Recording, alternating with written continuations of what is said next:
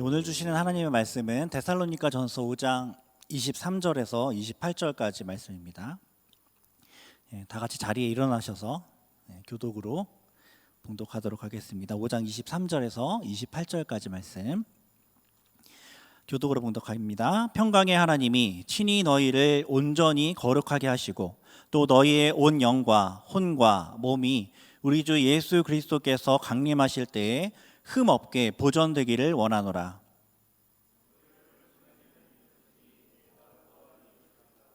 형제들아, 우리를 위하여 기도하라. 내가 주를 힘입어 너희를 명하노니 모든 형제에게 이 편지를 읽어주라. 우리 주 예수 그리스도의 은혜가 너희에게 있을지어다. 아멘. 자리에 앉으셔도 좋습니다. 만나 뵙게 되어서 반갑습니다. 멀리서만 뵈다가 이렇게 가까이서 뵈니까 더 좋네요. 반응이.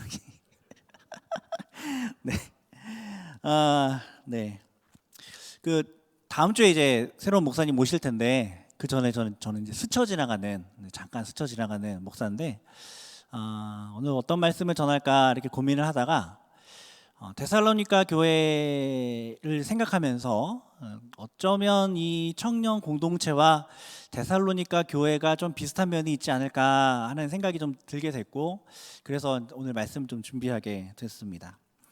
이 데살로니가 교회에 대해서 차차 이제 설명드리고, 오늘 읽은 말씀은요, 이 데살로니가 교회에 쓴 편지의 마지막 부분이에요. 마지막 부분. 대체로 편지의 마무리는 어떻게 끝나냐면 그동안 막 혼을 내다가도 이제 마지막 부분은 좀 훈훈하게 이제 끝나게 되는 경우가 많은데, 역시 마찬가지로 바울의 편지에도 훈훈하게 이제 오늘 말씀이 끝나게 되고 훈훈한 인사가 나옵니다. 이 처음과 마지막 굉장히 중요하죠. 사실 성가대도 처음 딱 같이 시작하고 끝날 때 딱 맞춰서 끝나면 잘하는 것처럼 보이는 것처럼 이 처음과 마지막이 되게 중요하고, 글쓰기에도 처음과 마지막이 굉장히 중요합니다.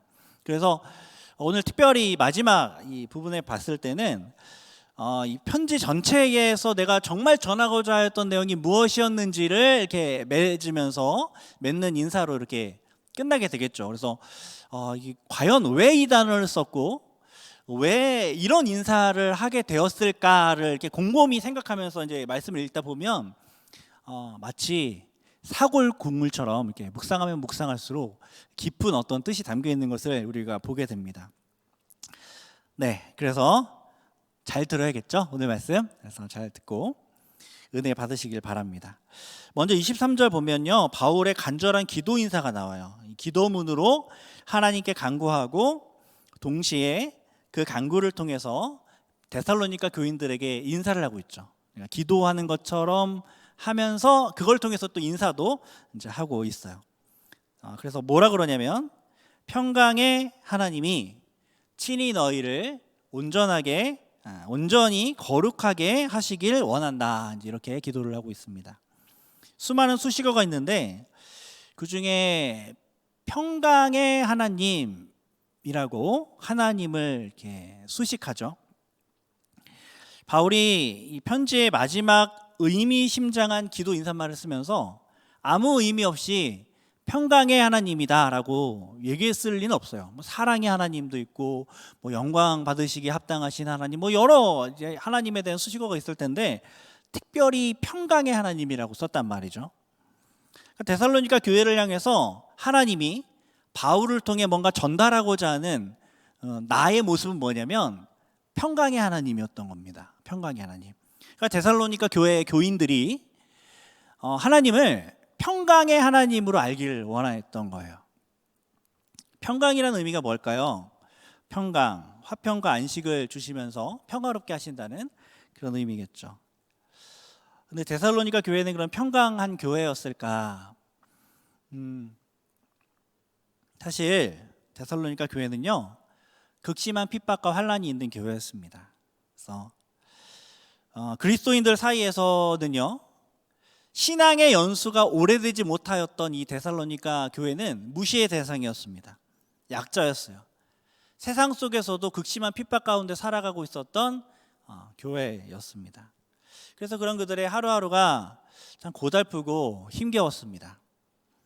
부자들이나 권력자들, 삶에 큰 어려움이 없는 자들에게는 그들에게도 이제 동일하게 다가오겠지만 사실 평강의 하나님이라는, 아무 문제가 없다면 평강의 하나님이라는 이 단어가 와닿지 않을 수도 있을 것 같은데, 데살로니가 교인들에게 평강의 하나님은 굉장히 의미심장하게 다가올 수 있었습니다.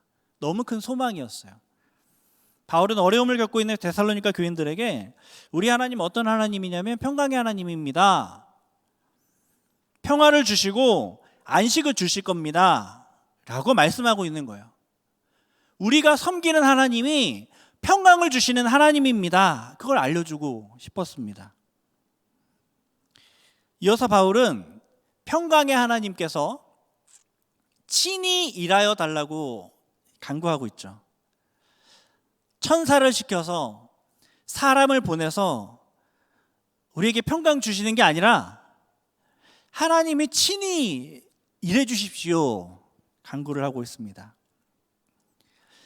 데살로니가 교회는 바울이 세운 교회이지만 바울이 세운 교회라고도 할 수 없을 만큼의 어떤 역사가 있습니다. 단 3주 동안 바울이 머물다가 떠나갈 수밖에 없었던 그런 교회이기 때문에 그렇죠. 그래서 그것도 왜 떠나와야 됐냐면 너무너무 심한 환란이 그곳 가운데, 데살로니가 교회 그 지역 가운데 이렇게 퍼부어지는 겁니다. 그래서 바울이 어쩔 수 없이 떠날 수밖에 없었어요. 그럼 남아있는 데살로니가 교인들은요, 3주 복음을 전하고 교회를 세웠는데 너무 핍박이 심해서 그 교인들을 다 두고 바울은 나가야 됐어요. 이 상황이 어떻겠습니까? 데살로니가 교회가 상황이 어떻겠고 바울의 데살로니가 교인들을 향한 마음은 또 어떻겠습니까? 나는 떠나올 수밖에 없어서 떠나왔는데 저 남겨진 저들은 저 극심한 핍박과 환난 가운데 어떻게 살아갈까? 이런 생각이 이제 바울에게 있었겠죠. 그런 안타까운 상황이 이 데살로니가 교회의 상황이었습니다. 우리가 이제 열심히 주님의 일을 하다 보면 아무런 길도 없고 또 아무런 소망이 없는 것처럼 여겨질 때가 종종 있습니다. 정말 도저히 어떻게 해보지 못할 어려운 상황이 우리 가운데 찾아왔다고 여겨질 때가 있죠. 그런데 그럴 때 하나님께서 친히 일하실 수 있습니다. 그렇죠? 하나님이 친히 일하실 수 있어요. 막혀가지고 아무 길이 보이지 않지만 하나님이 친히 일하시면 길을 내시잖아요. 무에서 유를 창조하신 하나님이신데, 그래서 그 하나님이 친히 일해 주시기를 바울이 지금 간구하고 있는 겁니다. 얼만큼 데살로니가 교회의 상황이 힘들었는지 하나님이 친히 일해 주지 않으시면 저들에게 평강이 주어질 수 없습니다. 이렇게 하나님 앞에 간절한 마음을 가지고 기도하고 있었던 거죠. 그렇다면 바울은 평강의 하나님께서 친히 뭘 해주기를 간구할까? 두 가지 일을 해주기를 간구합니다. 두 가지 일. 먼저는 온전히 거룩하게 하시기를 기도하죠. 그리고 영과 혼과 몸이 주님 재림하실 날까지 흠이 없게 보존되기를 간구하고 있습니다. 하나님을 만나고 그리스도인이 되면 그 성도에게 남겨진 큰 숙제가 있죠. 그거는 부자가 되는 거나 성공하는 거나 모든 사람이 우러러보는 자리에 큰 사람이 되고 권력을 차지하고 이런 게 아니잖아요. 그죠? 이런 게 아니고 성도가 되면 뭔가 엄청난 이제 숙제가 주어지는데, 그건 뭐냐면 거룩이죠. 그렇죠? 세상의 것들이 이 배설물과 같이 여겨지고, 그래서 하나님 앞에 정말 거룩한 사람으로 세워지게 되는 것이 성도들에게 가장 큰 숙제가 되는데, 그래서 현재를 거룩하게 사는 것이 성도들에게는 너무나 중요한 덕목이 될 수밖에 없습니다. 그래서 바울은 지금 이 두 가지를 거룩하게 살아가는, 현재를 거룩하게 살아가고 주님 오실 날까지 거룩하게 살아갈 수 있는 이 두 가지를, 지금 현재 거룩하게 살아가고 주님 오실 날까지 거룩하기를, 이 두 가지를 그렇게 하나님 앞에 부르짖고 있는 겁니다. 이 거룩하게 됨은 평강의 하나님이 친히 일하여 주실 만큼 아주 어려운 일이고 또 중요한 일이기도 한 그러한 숙제입니다. 여러분, 거룩하게 되는 것이 쉽지 않죠. 쉽지 않습니다. 우리 내면에서 끊임없이 올라오는 죄에 대한 강렬한 욕망은 사실 제어하기 어렵습니다. 제가 그 사역을 하면서 사역뿐만 아니라 이제 뭐 지금까지 짧은 인생 살아오면서 깨닫게 된 것 중에 하나가, 사람은 하고 싶은 걸 한다는 거예요. 결국엔 하고 싶은 걸 하더라고요. 아무리 주변에서 뜯어 말리고 뭐라고 해도 결국엔 하고 싶은 것을 하게 돼 있더라고요. 우리 마음에 그 어떤 하고 싶은 욕망과 무언가가 이렇게 솟아오르면 사람은 그걸 제어할 수 있는 힘이 없습니다. 하고 싶은 건 해야 돼요. 그렇죠. 그런 우리에게 이 거룩은 너무 힘든 거예요. 그래서 이 거룩함을 사람에게만 맡겨놓으면 가망성이 없습니다. 사람이 어떻게 스스로 거룩해질 수 있습니까? 그러하게 예수님께서 뭘 보내셨어요? 승천하시면서 보혜사 성령을 보내주셨죠. 그 평강의 성령께서 친히 우리를 거룩하게 인도해 나가십니다. 23절 보면 이 성령을 통해 친히 일하시는 하나님께서 거룩하게 하는 것은 뭐냐면 영과 혼과 몸이라고 이제 말씀하고 있습니다. 영과 혼과 몸. 그래서 어떤 사람들은 이 구절을 통해서 사람이 무엇으로 이루어져 있냐면 영과 혼과 몸으로 이루어져 있다, 이 삼분설이라고 하는데, 이걸 이제 주장을 하는데, 사실 오늘 본문은 사람의 구조가 어떻게 되는지를 설명해 주고자 하는 본문이 아니에요. 그래서 우리가 꼭 삼분설이 맞다라고 이야기할 필요는 없습니다. 이것은 하나님의 거룩하심이 사람에게 어떤 식으로 역사하게 되는지를 우리 가운데 설명해 주고자 이 영과 혼과 몸이라고 구분하여서 말씀을 해준 겁니다. 영은 무엇입니까? 하나님과 접촉하고 교제하는 그런 영적인 그런 실체를 의미하는 것이죠. 혼은 무엇이냐면 생각하고 감정을 느끼는 정신적인 요소를 우리가 혼이라고 흔히 이야기합니다. 여기서 또 몸은 타락한 본성을 지닌 몸을 의미하는 단어가 아니라, 사락스라는 단어인데 그 단어가 아니라 인간 외면의 육체, 그냥 육체, 바깥의 육체를 의미하는 소마라는 단어로 이제 쓰여져 있습니다. 당시 이제 육체를 거룩하지 못하다라고 이야기했던 부류들이 있거든요. 영지주의자들이라고, 이렇게 정신만 선하고 육체적으로 행하는 것들이나 육체가 이렇게 접촉되어 있는 그 모든 것들은 다 악하다라고 이제 이야기를 하는 영지주의자들이 있었는데, 아마 그들을 대적하기 위해서 이 몸도, 육체도 거룩해져야 된다라고 이야기하고 있었던 것 같습니다. 성령이 우리 안에 역사하셔서 우리 마음의 소원을 두고 역사하는 거죠. 영과 혼과 몸을 다 역사하셔서 우리를 거룩하게 만드시는 겁니다. 그래서 이 거룩을 위해서 사람만 일하는 것도 아니고 하나님만 일하는 것도 아닌, 사람과 하나님이 함께, 사람 100, 하나님 100 함께 거룩함을 이루어 나가는 그러한 놀라운 거룩의 신비의 요소들이 이 말씀을 통하여서 우리 가운데 전달되는 거죠. 거룩에 대한 강렬한 소원을 우리 마음 가운데 허락해 주시고, 무엇을 통해? 영을 통하여, 하나님과의 거룩한 접촉을 통하여 우리 마음 가운데 그런 정신적인 감정적인 고향들이 일어나게 되고, 그로 인해서 우리의 육체도, 우리의 몸도, 우리의 행동도, 언행도 하나님 앞에 거룩함으로 변화되는 것, 이것이 하나님의 거룩입니다. 하나님께서는 강제로 협박해서 우리를 거룩하게 만드는 게 아니라 이렇게 우리 안에 역사하셔서 기쁨으로, 감사함으로, 거룩함으로 달려가게 하십니다. 그래서요, 거룩함으로 달려가야 합니다. 하나님이 거룩하게 해주실 거니까 나는 가만히 있어야지가 아니라 사람 편에서도 거룩함으로 달려감이 있어야 합니다. 그리고 하나님도 우리 가운데 역사하셔야 합니다. 그래서 우리는 기도하며 힘쓰고 애쓰며 그렇게 거룩함으로 달려가게 되는 것이죠. 우리 모두가 이 바울의 기도에 동참해서 거룩함으로 나아가야 하는 것이죠. 이어서 24절에 바울이 큰 위로의 선언을 하게 되는데, 우리가 한 목소리로 24절 말씀 한번 읽어볼까요? 24절 말씀입니다. 시작.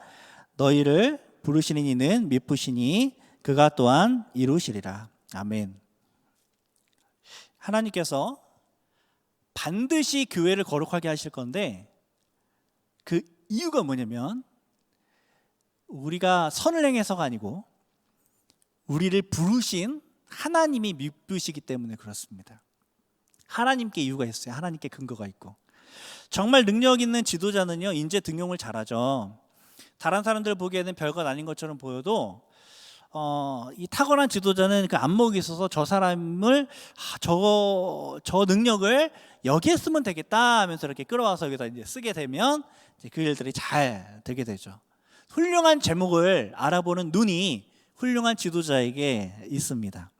그러다 보면 나중에 그 스카우터가, 그 지도자가 이렇게 선택해서 어떤 인재를 발굴해내면 별것 아닌 것처럼 보여도 저 사람에게 뭔가 있나 보다 하면서 그 발굴된 인재에게도 주목하게 되죠. 저 사람이 뽑았으면 뭔가 있을 거야 이러면서. 저 이 말씀 왜 드리냐면, 하나님께서는 탁월한 지도자시라는 거죠. 하나님께서 우리를 숭동교회로 부르신 것은 탁월한 안목이 있으셔서 우리를 이 자리에 불러서 한 사람 한 사람 이 자리에 이렇게 앉혀서 이렇게 꽂아 두신 겁니다. 하나님 우리를 정말 탁월하게 이끄시는 분입니다. 우리를 거룩하게 하실 생각이 없으시면 아마 부르시지도 않으셨을 거예요. 이 하나님의 미쁘심이 우리에게 위로가 되는 거죠. 이 하나님 미쁘심이, 이 하나님의 전지하심이, 이 하나님의 사람 보는 눈이 우리를 위롭게 하는 것입니다. 하나님께서 우리 숭동교회 청년 공동체를 이 땅에 세우신 줄 믿으시죠? 네. 속으로 다 아멘 하시는 줄 압니다. 우리 개개인을 그리스도인으로 이 땅에 세우신 분이 우리 하나님이십니다. 그러니까 하나님이 우리 개개인을, 한 사람 한 사람을, 그리고 우리 청년부 공동체를 반드시 거룩하게 세워내실 겁니다. 저는 그걸 믿고 그것이 하나님의 말씀이라고 굳게 확신합니다.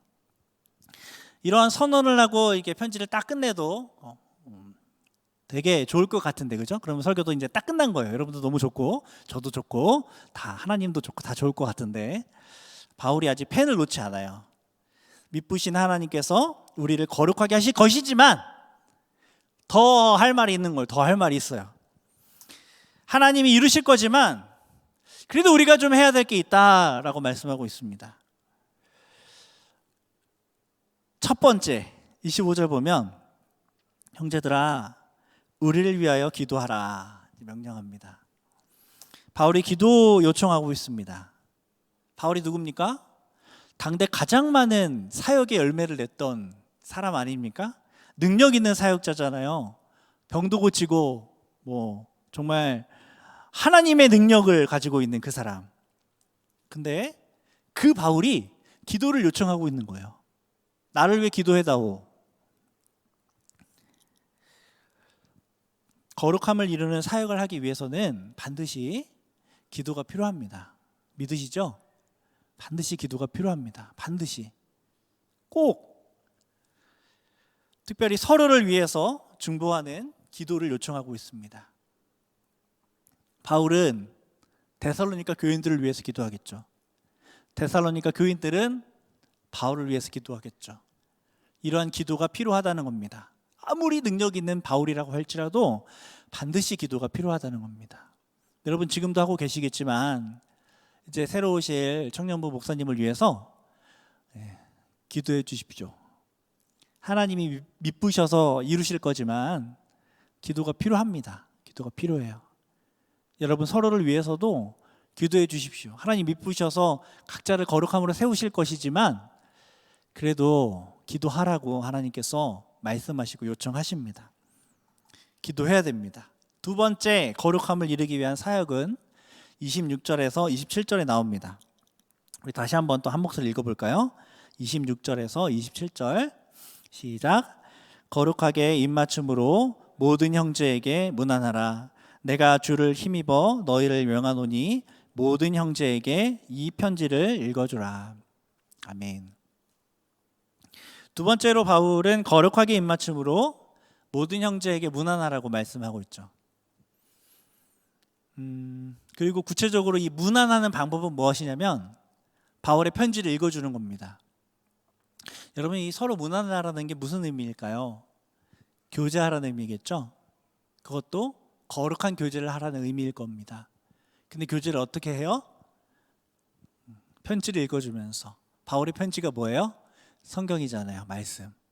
말씀을 읽어주면서 서로 거룩한 교제를 해야 된다. 하나님이 미쁘셔서 거룩을 이루실 것이지만 너희가 서로 거룩한 교제를 해야 된다. 우리 가운데 말씀하고 있습니다.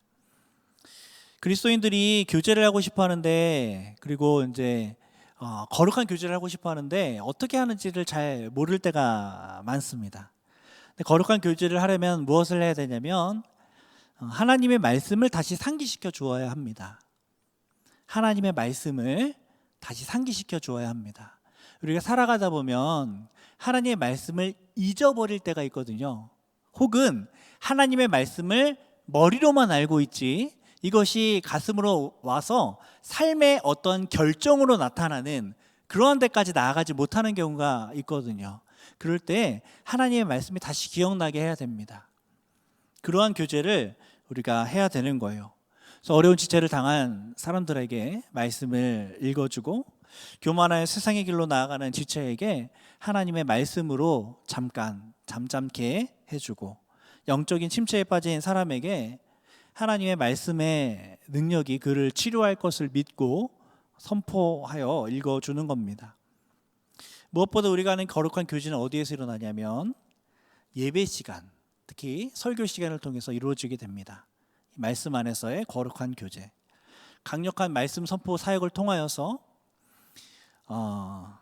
이 말씀이 하나님의 음성으로 들려지고 나와 너, 우리에게 주신 하나님의 말씀으로 들려지게 될 때 말씀 안에서의 강력한 거룩한 교제가 우리 가운데 일어나게 됩니다. 그래서 지금도 잘하고 계시겠지만 하나님의 말씀을 주의 깊게 듣고 그 말씀이 우리 공동체 가운데 과연 어떠한 것을 요구하시고 나와 너에게 어떤 것을 요구하시는지를 그렇게 상고하면서 적용하면서 말씀 안에서 하나가 되어 교제하며 나아가야 합니다. 그렇죠? 이런 명령을 마친 바울은 다시 한번 마지막으로 선포하는데요. 우리 28절 말씀을 마지막으로 한번 읽어볼까요? 28절 말씀 시작. 우리 주 예수 그리스도의 은혜가 너희에게 있을지어다. 여러분 이거 많이 듣죠? 언제 듣냐면 축도할 때마다 여러분 듣게 됩니다. 축도는요, 왜 축도냐면요, 선포이기 때문에 축도입니다. 선언이에요. 선언. 하나님의 은혜와 사랑이 여러분에게, 우리 모두에게 있을지어다. 선언입니다. 선언.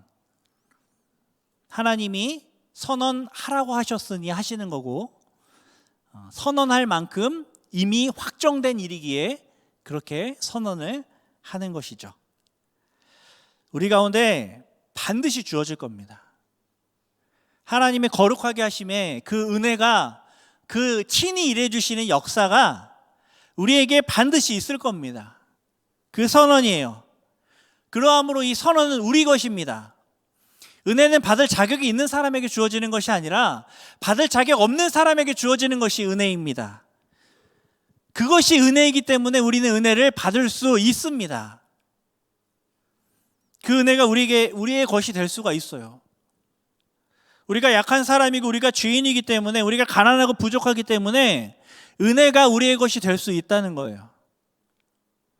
가난한 마음으로 기도하면서, 가난한 마음으로 하나님의 말씀을 나누면서 그렇게 고군분투하며 살아가는 하나님의 공동체를 주님께서 모른 척 안 할 겁니다.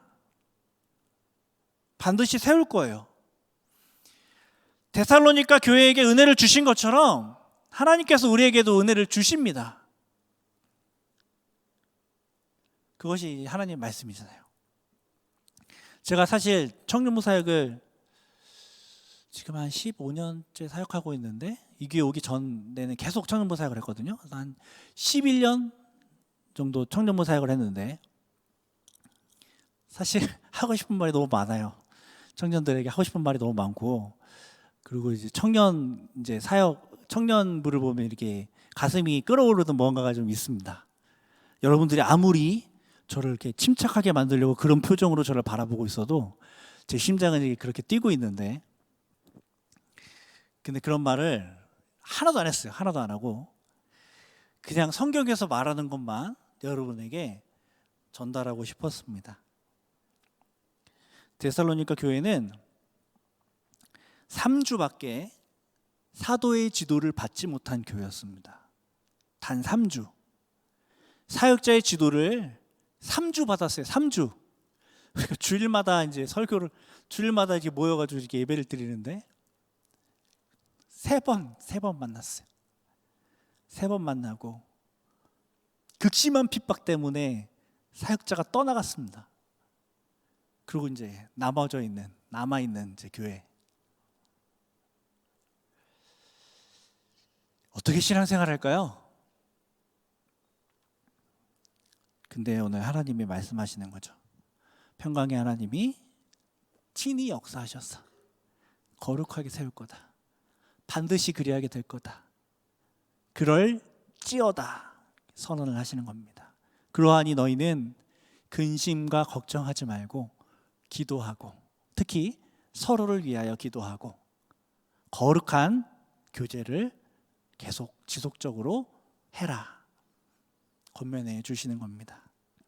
우리를 부르시니까 미쁘시기에 우리를 거룩하게 하실 것이고, 그 거룩함의 놀라운 역사가 이 시간 우리 청년부 공동체 가운데에 나타나게 되기를, 그리고 그 평강을 누리는 저와 여러분이 되기를 간절히 소원합니다. 찬양하고 기도할까요? 전능하신 나의 주 하나님, 찬양하면서 기도하실 텐데, 하나님이 불가능한 일을 행하시잖아요. 저 죽은 자도 일으키시고, 그렇기 때문에 그 앞에서 그를 이길 자가, 대적할 자가 없고, 그 앞에서 문제될 것이 없고 장애가 없게 됩니다. 그래서 우리가 할 것은 주님의 말씀을 의지하고 하나님이 하라는 대로 한 걸음 한 걸음 나아가면 하나님이 우리 개개인을 세우실 것이고, 그리고 우리 공동체를 세우시게 될 겁니다. 반드시 그렇게 될 겁니다. 그 마음의 소망함을 가지고 함께 이 시간에 하나님 앞에 찬양하며 나아가겠습니다.